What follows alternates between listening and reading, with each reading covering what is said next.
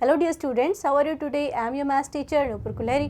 Previous video में हमने chapter number 14 statistics of class 9 start कर दिया था। हमने स्टैटिस्टिक्स की डेफिनेशन पढ़ी थी, डेटा क्या होता है, primary data, secondary data, statistics के यूजेस क्या हैं, ये सब भी हमने देखा था। एक्सरसाइज 14.1 भी कंप्लीट कर ली थी। इस वीडियो के अंदर हम पढ़ने वाले हैं प्रेजेंटेशन ऑफ डेटा। तो देखिए, प्रेजेंटेशन ऑफ डेटा की हमें क्यों ज़रूरत पड़ती है। जब भी हम किसी भी सोर्स से डेटा कलेक्ट करते हैं, कोई भी इंफॉर्मेशन कलेक्ट करते हैं, तब जब तक हम इसको सिस्टमैटिक वे में लिखेंगे नहीं, तब तक हम उसका यूज़ कैसे कर पाएंगे। ठीक है, तो प्रेजेंटेशन ऑफ डेटा से क्या मतलब है? After collecting data it is important to present it in a meaningful manner. देखिए, हमने जो भी डेटा कलेक्ट करा है, ठीक है, जैसे कि हम अगर आपसे फेवरेट कलर भी पूछा था, हमने एग्जांपल लिया था ना कि फेवरेट कलर कौन सा है स्टूडेंट का, तो भाई किसी को ब्लैक पसंद था, किसी को वाइट पसंद था, किसी को ग्रीन पसंद था, किसी को ब्लू पसंद था। अब कितने जनों को ब्लू पसंद है, कितने जनों को वाइट पसंद है, कितने जनों को ग्रीन पसंद है, ये हमने एक पर्टिकुलर फॉर्मेट में लिखा था। तो हमने क्या किया, डेटा को प्रेजेंट कर दिया कि वाइट कलर पसंद है 12 स्टूडेंट्स को, ब्लू कलर पसंद है 10 स्टूडेंट्स को, और हमारे पास रेड कलर पसंद है सपोज करिए 13 स्टूडेंट्स को। तो हमने क्या किया, डेटा को एक फॉर्मेट में लिख दिया। ठीक है, इससे क्या हुआ, हम इजीली बता सकते हैं कि सबसे ज़्यादा पसंद किया जाने वाला कलर कौन सा है, जैसे वाइट कलर या फिर रेड कलर। रेड कलर है जो स्टूडेंट सबसे ज़्यादा पसंद करते हैं। और लीस्ट फेवरेट कलर कौन सा है, तो हम क्या बता सकते हैं, blue is the least favourite. अब देखिए, हमारे पास बहुत सारे तरीके होते हैं प्रेजेंट करने के डेटा को। दो जो तरीके हैं वो है अनग्रुप डेटा और ग्रुप्ड डेटा। हम देखेंगे अनग्रुप डेटा क्या होता है और ग्रुप डेटा क्या होता है, एग्जाम्पल के साथ देखेंगे हम। जैसे कि पहले जो डेफिनेशन है हमारे पास अनग्रुप डेटा, इसका नाम ही है अनग्रुप, जिसकी ग्रुपिंग नहीं कर रखी हो हमने। ठीक है, एग्जाम्पल नंबर 1 है हमारे पास, consider the marks obtain by 10 students in a mathematics test as given below. हमारे पास क्या है, यहाँ पे 10 स्टूडेंट्स के मार्क्स हैं। ठीक है, अब ये जो डेटा है ना हमारे पास, ये रॉ डेटा है। हमने सब बच्चों से मार्क्स पूछ लिए। पहले बच्चे क्या है 55, दूसरे के 36, तीसरे के 95, 73, 60, 42, 25, 78, 75 एंड 62। तो ये जो डेटा है ना, ये कैसा डेटा है हमारे पास, रॉ डेटा। ठीक है, इससे हमें कोई इन्फॉर्मेशन नहीं मिल रही है, एज इट इज़ हमारे पास है। तो हमें क्या पढ़ना पड़ेगा, इसे एक मीनिंगफुल वे में रिप्रेजेंट करना पड़ेगा या प्रेजेंट करना पड़ेगा।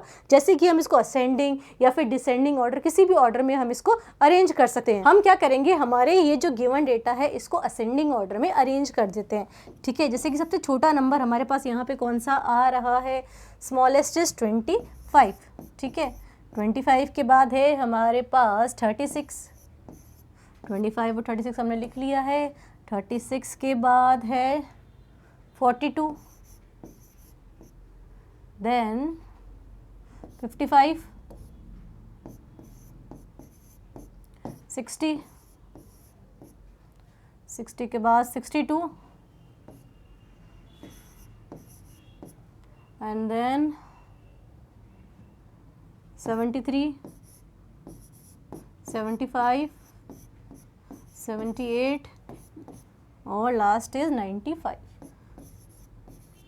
ठीक है, 1 2 3 4 5 6 7 8 9 10। तो 10 स्टूडेंट्स के मार्क्स हमने असेंडिंग ऑर्डर में अरेंज कर लिए। अब अगर हमें range of the data find out करनी है, तो देखिए इससे पहले हमको पता होनी चाहिए कि रेंज क्या होती है। रेंज होती है हमारे पास हाईएस्ट मार्क्स या हाईएस्ट माइनस लोएस्ट अपन कह सकते हैं, लेकिन यहाँ पे मार्क्स आ रहा है इसलिए highest marks minus lowest marks. तो हाईएस्ट मार्क्स हमारे पास कितने हैं, 95, और लोएस्ट कितने हैं यहाँ पे 25। तो ये हो गया हमारे पास 70। तो जो गिवन टेबल है हमारी, उसकी जो रेंज है, जो मार्क्स है उनकी रेंज कितनी आ चुकी है हमारे पास, 70। चलिए आगे चलते हैं हम फ्रीक्वेंसी डिस्ट्रीब्यूशन के ऊपर। फ्रीक्वेंसी डिस्ट्रीब्यूशन का क्या मतलब होता है, ठीक है, when the number of items is large then we can convert it into the tabular form which is called a frequency distribution table। अगर हमारे पास given जो डेटा है वो लार्ज हो तो हम क्या यूज़ करते हैं, फ्रीक्वेंसी डिस्ट्रीब्यूशन टेबल। जैसे कि प्रीवियस वाले एग्जाम्पल में हमें सिर्फ 10 स्टूडेंट्स के मार्क्स यहाँ पर गिवन थे। ठीक है, अगर हमें 30 स्टूडेंट्स के मार्क्स गिवन हो तो अब क्या करेंगे हम, तो हम क्या करेंगे, फ्रीक्वेंसी डिस्ट्रीब्यूशन का टेबल यूज़ करेंगे। फ्रीक्वेंसी डिस्ट्रीब्यूशन टेबल का हम यूज़ करेंगे, ठीक है। अब इसमें एक टर्म आ रही है फ्रीक्वेंसी। फ्रीक्वेंसी का क्या मतलब होता है? तो it is the number of times the item comes in the table. कोई भी आइटम टेबल के अंदर कितनी बार आ रहा है वो कहलाती है उसकी फ्रीक्वेंसी। जैसे कि अगर हम बात करें कि 50 में से मार्क्स आ रहे हैं, 10 मार्क्स जो हैं वो 2 स्टूडेंट्स के आए, ठीक है। 10 मार्क्स कितने बच्चों के आए हैं? 2 स्टूडेंट्स के। यहाँ पे मार्क्स है, अच्छा। और 20 मार्क्स आए हैं 3 स्टूडेंट्स के। 25 मार्क्स आए हैं 5 स्टूडेंट्स के। तो ये क्या हो गई? 2, 3, 5 फ्रीक्वेंसी होगी कि 10 मार्क्स है जो कि 2 बार रिपीट हो रहा है, 20 मार्क्स है वो 3 बार रिपीट हो रहे हैं, और 25 मार्क्स जो है वो 5 बार रिपीट हो रहे हैं, ठीक है। तो ये हमारे पास क्या हो गई? इसकी फ्रीक्वेंसी। चलिए एग्जाम्पल से समझते हैं हम फ्रीक्वेंसी डिस्ट्रीब्यूशन को। Consider the marks obtain out of 100 marks. देखिए अब जो डेटा है वो हमारे पास ज़्यादा है। कितने स्टूडेंट है यहाँ पे? By 30 students of class 9th of a school, ठीक है। 9th क्लास के 30 स्टूडेंट्स हैं, ठीक है। और इनके मार्क्स हमारे पास यहाँ पे गिवन है इस तरह से। फर्स्ट क्या है? 10, देन 20, 36, 92, 95, 40, इस तरह से 30 स्टूडेंट्स के ये हमारे पास मार्क्स यहाँ पे गिवन है। हमें इसको फ्रीक्वेंसी डिस्ट्रीब्यूशन टेबल के अंदर लिखना है। देखिए हम क्या करेंगे, सबसे छोटा नंबर इस टेबल के अंदर देखते हैं। सबसे स्मॉलेस्ट छोटा नंबर है यहाँ पे 10, तो ये हो गया हमारे मार्क्स। 10 के बाद है 20, 20 के बाद 36, 36 के बाद है यहाँ पे 40। हम इसको क्या करेंगे? असेंडिंग ऑर्डर में अरेंज कर देंगे, जैसे कि हमने प्रीवियस एग्जाम्पल में किया था। सेम इसी तरह से हम भी इसको क्या करें? असेंडिंग ऑर्डर में अरेंज करें। अच्छा 40 से बड़ा नंबर कौन सा है यहाँ पे? 40 से बड़ा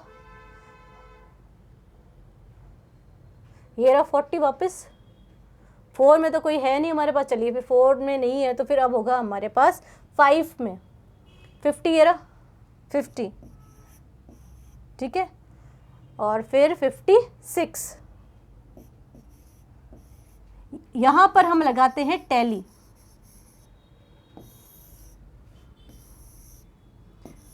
और ये हो गई हमारी फ्रीक्वेंसी।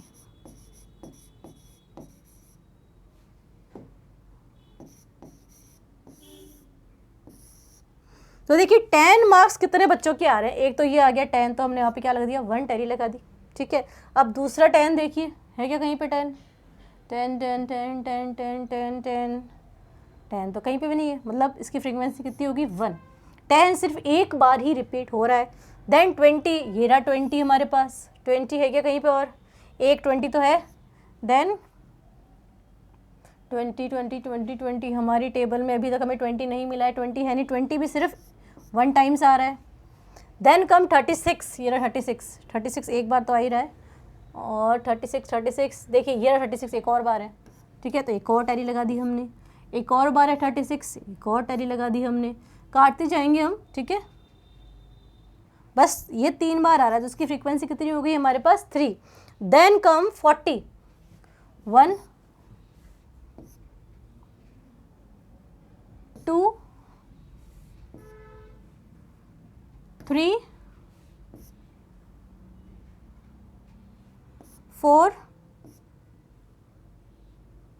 4 टाइम्स आ रहा है ये, ठीक है। तो इसी तरह से देखिए इस टेबल को हमने कंप्लीट कर लिया है कि 10 जो है 1 टाइम्स आया है, ठीक है।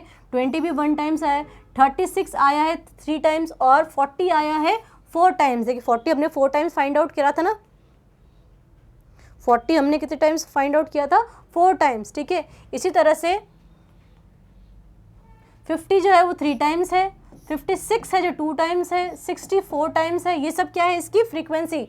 Marks, number of students, frequency. 74 times आ रहा है, 72 1, 80 1, 88 2, 92 3, 95 1, और टोटल स्टूडेंट कितने हो गए हमारे पास? 30। तो कहने का क्या सार है कि हमने एक फ्रीक्वेंसी डिस्ट्रीब्यूशन टेबल कंस्ट्रक्ट कर ली है जिसमें 4 बच्चों के 60 मार्क्स आ रहे हैं, 4 ही बच्चों के 70 मार्क्स आ रहे हैं, 1 स्टूडेंट के 72 आए हैं, 1 स्टूडेंट के 10 आए, तो होपफुली ये बात आपको समझ में आ चुकी है। टोटल स्टूडेंट कितने हो गए हमारे पास? 30। टोटल 30 स्टूडेंट्स ही हमें गिवन थे, हमने सबको टोटल कर दिया। 1 + 1 + 3 + 4 + 3 + 2 + 4 4 + 1 + 1 + 2 + 3 + 1 कितना आ जाएगा हमारे पास? 30। ठीक है, होपफुली बात आपके समझ में आ चुकी होगी। अब हम क्या देखते हैं कि एक दिक्कत आ रही है, यहाँ पे जो हमारे मार्क्स थे वो 100 आउट ऑफ थे, किसी के आए 10, किसी के आए 20, पर अगर हम देखें किसी के 15 भी आ सकते थे, यहाँ पे आ सकते थे कि नहीं आ सकते? 15 मार्क्स आ सकते थे, किसी के 16 भी आ सकते थे, 17 भी आ सकते थे। तो हमें क्या करना पड़ता, जैसे कि यहाँ पे पूरा 1 2 3 4 अप टू कहाँ तक लिखना पड़ता? ये 100 तक लिखना पड़ता। तो ये बिल्कुल भी सही तरीका नहीं है लिखने का, बहुत ही मैसी हो जाता है और बहुत ही हैक्टिक हो जाती है ये चीज़ करने के लिए कि 1 से लेके पूरा 100 तक लिखो। तो इस प्रॉब्लम को सॉल्व करने के लिए हम क्या करेंगे, हमारे जो मार्क्स हैं उनको ग्रुप्ड फ्रीक्वेंसी के अंदर चेंज कर देते हैं। ठीक है, ग्रुप फ्रीक्वेंसी डिस्ट्रीब्यूशन टेबल के अंदर जैसे अपन लिख देंगे कि 0 से लेके 10 कितने के आए हैं, 10 से 20 कितने स्टूडेंट्स के आए हैं, 20 से 30 कितने स्टूडेंट्स के आए हैं, एंड सो ऑन। ठीक है, इसको डिटेल में पढ़ने के लिए हम एग्जाम्पल लेंगे। एक एग्जाम्पल से पहले हम देख लेते हैं कि ग्रुप्ड डेटा एक्चुअल में होता क्या है, जिसकी मैंने अभी आपको बात करी है। To present the very large number of items in a data we use group distribution table. अभी मैंने आपको बताया कि बहुत बड़े डेटा को रिप्रेजेंट करने के लिए हम क्या यूज़ करते हैं? Grouped distribution table. ग्रुपिंग करी ना हमने 0 से 10, 10 से 20। ठीक है, चलिए एग्जाम्पल से समझते हैं इसको। 100 plants each were planted in 100 schools during one Mahotsav. After 1 month, the number of plants that survived were recorded as, देखिए एक स्कूल है, 100 स्कूल्स हैं, उसके अंदर प्लांट्स लगाए गए हैं 100 ड्यूरिंग 1 Mahotsav। एक मंथ के बाद, after 1 month, the number of plants that survive were recorded. Number of plant जो सर्वाइव करे हैं उन्हें हमने रिकॉर्ड किया। जैसे फर्स्ट स्कूल में 95 प्लांट सर्वाइव कर गए, सेकेंड स्कूल में 67, थर्ड में 28, फोर में 32। ठीक है, इस तरह से ये 100 स्कूल्स का हमें रिकॉर्ड गिवन है। ठीक है, हम क्या करेंगे, इसको ग्रुप्ड फ्रीक्वेंसी टेबल में चेंज करेंगे। तो ग्रुप्ड फ्रीक्वेंसी टेबल में देखिए चेंज करने से हम ग्रुप बना लेते हैं। तो ग्रुप बनाने के लिए हम देखेंगे सबसे छोटा नंबर इसके अंदर कौन सा है। सबसे छोटा नंबर, तो सबसे स्मॉलेस्ट नंबर है इसके अंदर हमारे पास 28 और ये 23। ठीक है, तो हमारी टेबल जो होगी, ठीक है, ग्रुपिंग करते हैं अपन इसको। 23 है तो 20 से 29, देन 30 से 39, देन 40 से 49, एंड देन 50 से 59 एंड सो ऑन। ठीक है, और यहाँ पे लगाएंगे हम, ये तो हमारी क्लास इंटरवल हो गई। नेक्स्ट में हम लगाएंगे इसकी टैली। ठीक है, जिस 20 से 29 के बीच में कितने हैं हमारे, तो भाई ये एक तो ये हो गया एक टैली। ठीक है, एंड देन एक हो गया 28, ये भी सेकंड वाले में ही आ रहा है। और 20 में अगर हम देखें तो 2 ही हैं जो कि 20 से 29 के बीच में आ रहे हैं। तो थर्ड वाली हमारी क्या है, फ्रीक्वेंसी, एफ वाली फ्रीक्वेंसी।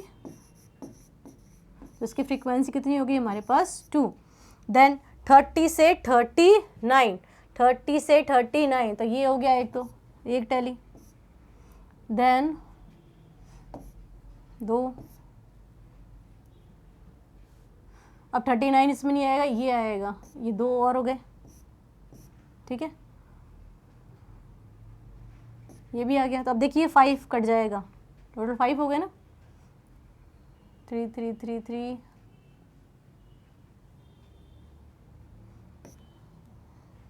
6 7 8 9 10, ये 10 के लिए ऐसे। ठीक है, 11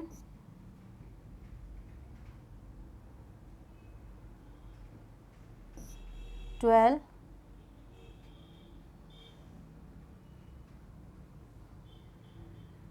तो टोटल कितने ये रहा, 13 एक और हमारे पास। ठीक है, और ये एक हमारे पास 14। ठीक है, तो 30 से 39 कितने हो गए हमारे पास, टोटल 14। इस तरह से हम क्या करेंगे, हमारी टेबल को कंप्लीट करेंगे। नंबर ऑफ प्लांट सर्वाइव 20 से 29, ये हमने क्लास इंटरवल ले ली। Then 30 to 39, 40 to 49, 50 to 59, 60 to 69, 70 to 79, 80 to 89, 90 से 99। तो भाई फर्स्ट तो हमने सॉल्व कर ली थी, फर्स्ट 3 और 30 से 39 कितने आए थे हमारे पास 14, और टोटल प्लांट्स कितने हो गए हमारे पास 100। ठीक है, अब ये जो फ्रीक्वेंसी टेबल है ये डिसकंटिन्यूअस है। ठीक है, तो हमने गिवन डेटा को ग्रुप्ड फ्रीक्वेंसी डिस्ट्रीब्यूशन टेबल के अंदर कन्वर्ट कर दिया है। ठीक है, अब इससे कन्वर्ट करने में क्या फ़ायदा हुआ, तो भाई कन्वर्ट करने से हम इजीली फाइंड आउट कर सकते हैं कि भाई सबसे ज़्यादा फ्रीक्वेंसी किसकी है, सबसे कम फ्रीक्वेंसी किसकी है। हमने डेटा को प्रेजेंट कर दिया, एक सिस्टमेटिक तरीके से लिख दिया। सिस्टमेटिक तरीके से लिखने से हम इजीली फाइंड आउट कर रहे हैं। ठीक है, जैसे कि हम देखते हैं कि 23 जो है वो हाईएस्ट फ्रीक्वेंसी है। ठीक है, इसका मतलब 80 से लेके 89 प्लांट्स ज़्यादातर स्कूलों में सर्वाइव कर चुके हैं। ठीक है, होपफुली ये बात आपके समझ में आई होगी। लीस्ट फ्रीक्वेंसी किसकी है 3 की, तो भाई 20 से लेके 29। ठीक है, कितनी स्कूलें हैं, 3 स्कूल्स ऐसी हैं जिनमें 20 से लेके 29 तक जो प्लांट्स है वो सर्वाइव करें। ठीक है, तो अब हम कुछ बेसिक डेफिनेशंस के ऊपर चलेंगे। क्लास इंटरवल क्या होती है, देखिए ये ग्रुप फ्रीक्वेंसी डिस्ट्रीब्यूशन टेबल है। अब हम आगे ये भी पढ़ने वाले कि एक तो कंटिन्यूस ग्रुप फ्रीक्वेंसी होती है, एक डिसकंटिन्यूस होती है। उससे पहले हम कुछ बेसिक चीज़ें देखेंगे। Class interval the group use to classify the data. कोई भी जो ग्रुप है जिससे कि हम डेटा को स्पेसिफाई कर रहे हैं, जैसे कि यहाँ पे मार्क्स है। ठीक है, 0 से 10, 10 से 20, तो 0 से 10 क्या है हमारी क्लास इंटरवल। अब मैं अगर आपसे पूछूं कि ऐसी कौन सी क्लास इंटरवल है जिसकी फ्रीक्वेंसी 4 है, तो भाई फ्रीक्वेंसी 4 कौन सी क्लास इंटरवल की है, 20 से लेके 30। ठीक है, तो 20 से लेके 30 हमारी क्या हो गई क्लास इंटरवल। ठीक है, नेक्स्ट डेफिनेशन पे चलते हैं अपन, वो है हमारे पास अपर लिमिट की। जैसे कि टेबल वो सेम है ही हमारे पास। In each class interval the greatest number, देखिए कौन सा नंबर, greatest number is the upper class limit.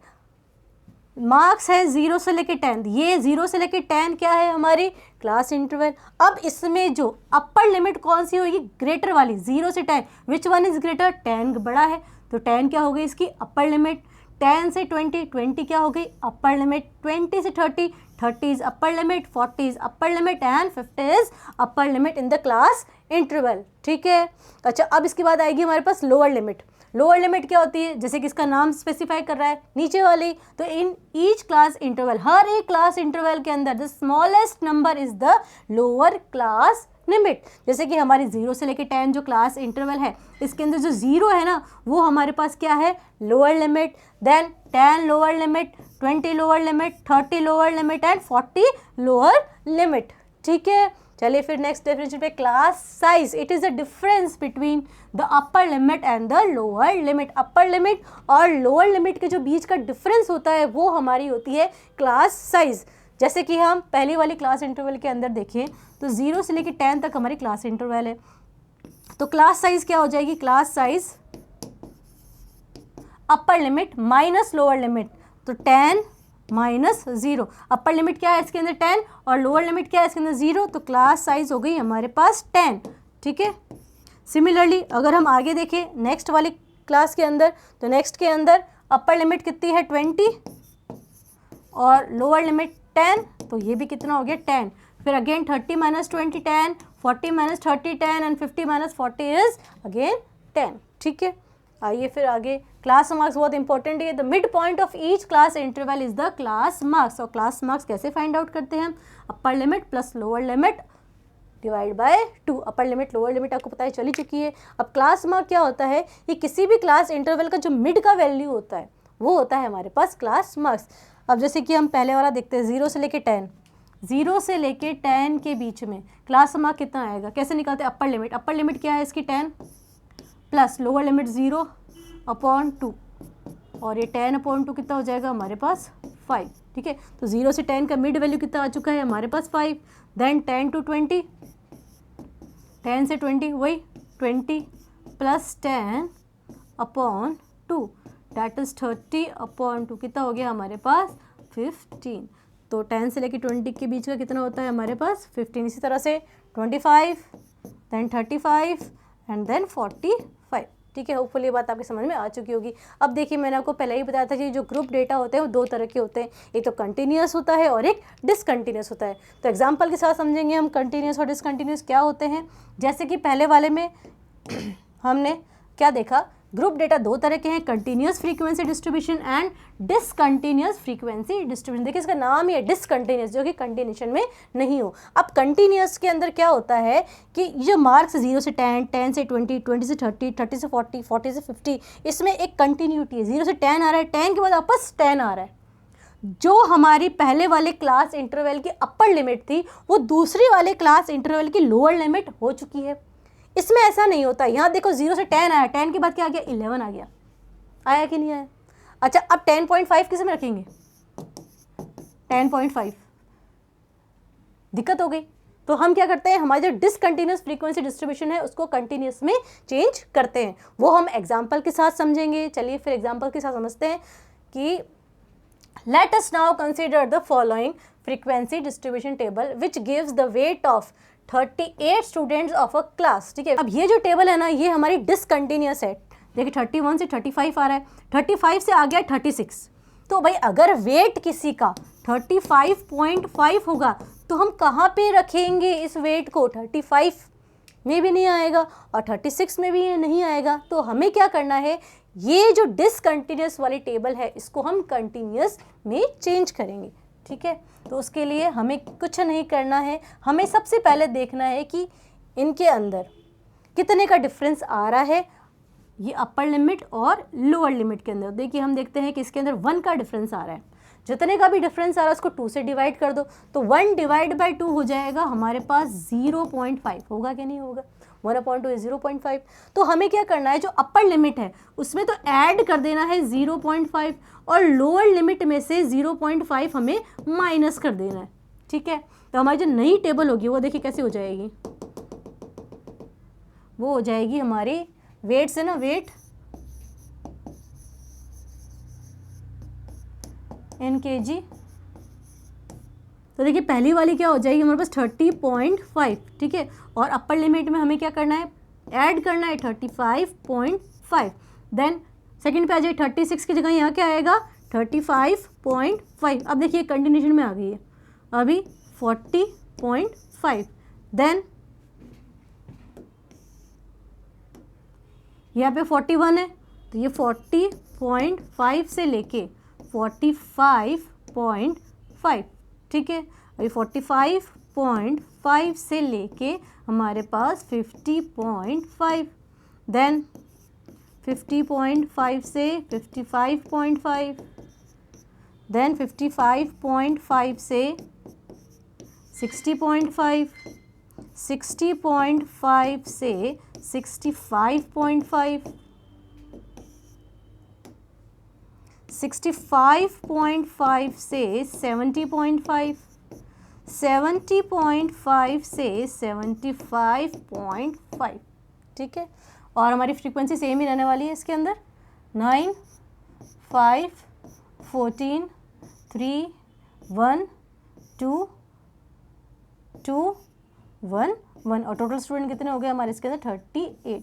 ठीक है, अब इससे क्या होगा, हमारी प्रॉब्लम सॉल्व हो जाएगी कि अगर हमें 35.8 अगर किसी का वजन आ रहा है, kg आ रहा है, तो हम किसके अंदर रखें, 35.5 आ रहा है अगर, तो हम किसके अंदर रखेंगे, तो ऑब्वियस है 35.5 अगर किसी का वेट आए तो इस वाले में रखेंगे यहाँ पे। ठीक है, इसमें नहीं रखना है आपको, 35.5 इस वाले में हमको रखना है, तो +1 इसके अंदर हो जाएगा। ठीक है, और अगर कोई 40.5 और 45.5 के बीच में आ रहा है तो एक वेट हम यहाँ पे ऐड कर देंगे। ठीक है, होपफुली बात आपके समझ में आ चुकी होगी। तो नेक्स्ट वीडियो के अंदर हम एक्सरसाइज 14 पॉइंट स्टार्ट करेंगे। तब तक आप इस वीडियो को बहुत अच्छे से देखेंगे। तो मिलते हैं नेक्स्ट वीडियो में, तब तक study hard and take care.